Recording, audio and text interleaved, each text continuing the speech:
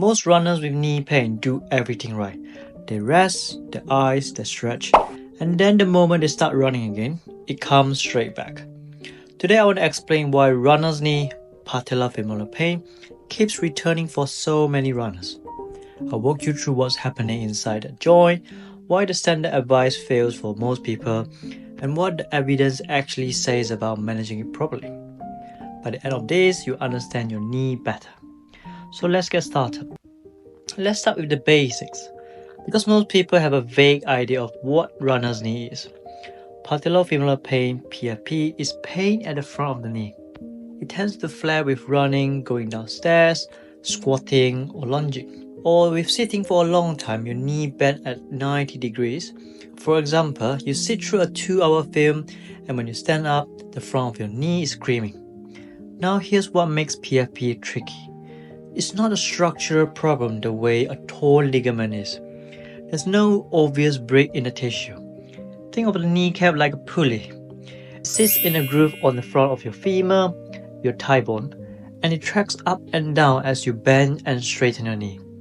When the forces going through the joints are distributed evenly, everything works fine. But when they're not, when kneecap is being pulled slightly off track, or when the load through the joint becomes more than the tissue can handle, you start to get irritations. That irritation is patellofemoral pain. Now that word, load, is going to come up a lot today, because load is the central idea here. Your kneecap joint handles roughly 2.5 times your body weight with every running strike. If you are running at a moderate pace, you might be striking the ground about 160 to 180 times per minute. A lot of load going through one small joint.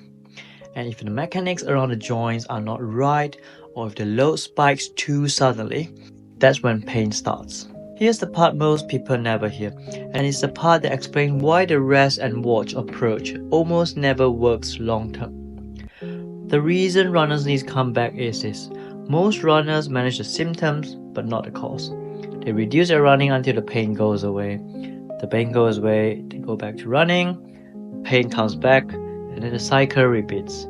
Because the underlying reasons why that joint was being overloaded in the first place haven't changed.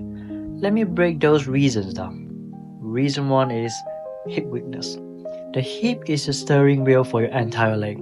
When your gluteus, particularly gluteus medius, are weak or not firing properly, your femur drops inward slightly during the stance phase when you're running.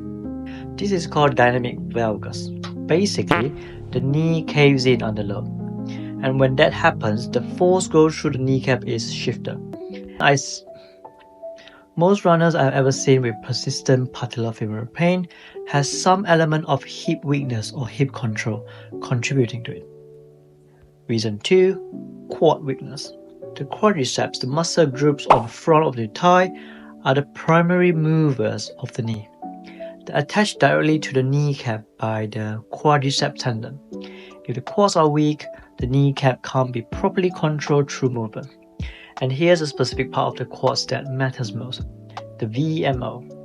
The vastus medialis oblique is the last part of quad to activate and the first to switch off when pain is present. When it's weak or poorly timed, the outer part of the knee starts pulling harder. That's why you probably notice some people who suffer in knee pain tend to walk with their foot pointing outwards. Reason 3, training load spikes. Now this is the one that surprises people. Most of us think about injuries in terms of how much we run each week. The latest evidence shows the single biggest predictor of injury wasn't weekly mileage. It was how much someone increased their distance in a single run. Runners who jump more than 10% above their longest run in the past month were significantly more likely to get injured. What it tells us is this: it's not always the accumulation. Sometimes it's a one run that tips you over. One long run you weren't quite ready for, one speed session when your legs were tired, and the tissues including the kneecap cannot absorb it. And if you're interested, I've linked the full video for details. Reason 4 is sleep. I know this seems like an odd one to include in a video about knee pain, but a study published in 2025, a large, well-designed follow recreation runners found that poor sleep quality was associated with nearly double the injury risk.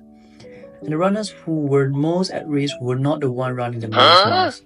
They were the ones who were not sleeping well, who woke up frequently at night, who rarely felt rested.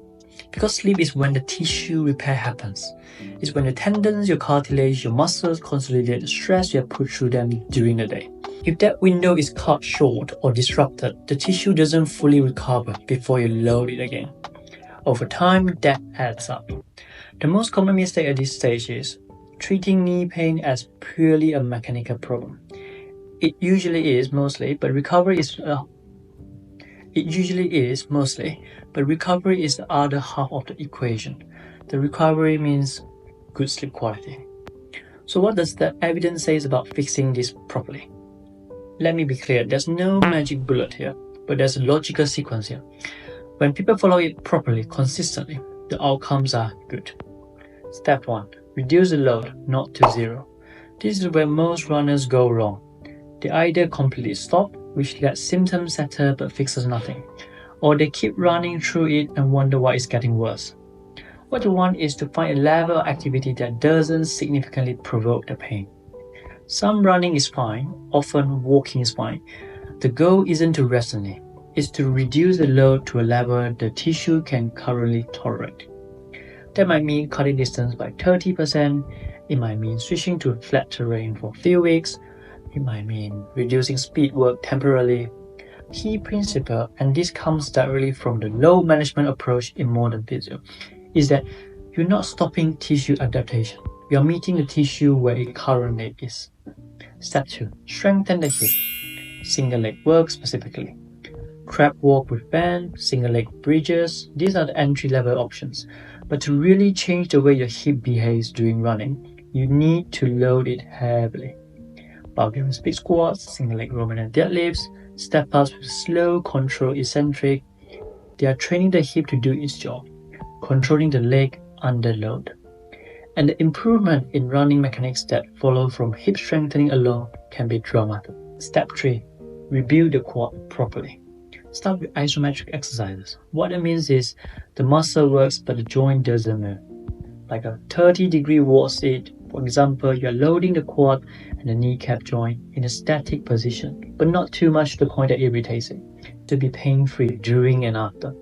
As isometric have a good evidence behind them as a starting point for patellofemoral rehab, because they allow load without irritation. From there, progress to slow, controlled squats, terminal knee extensions, step downs and hold at the bottom. Build the quad progressively, don't rush it. Step 4. Look at your stride. The interesting thing is that increasing step rate by around 10% reduces the load on kneecaps significantly. What that means in practical terms means shorter, slightly quicker strides. We call this increasing cadence. The angle at which your knee bends on impact, and that reduction in knee bending directly lowers the compressive force through joint. You don't need a gait lab to test this. Most running watches will give you a cadence reading. If you're running at 155 to 160 steps per minute and bump that up to 170 or 180, you'll likely notice a difference. Step 5. Be consistent. The runners who recover well from patellofemoral pain are not the ones who rush for rehab for 2 weeks and then stop when it feels better. They're the ones who build the habits of loading the hip and quad steadily, progressively, over months. Tendons and cartilage respond slowly. They don't get stronger in a fortnight. Let's bring this together. Runner's knee comes back because most people fix the symptoms, not the problem. Rest removes the load, but it doesn't change the mechanics or the strength deficit that caused the overload in the first place. The real drivers are hip and quads weakness, training load spikes, and inadequate recovery. If you found this useful, there's a lot more where that came from.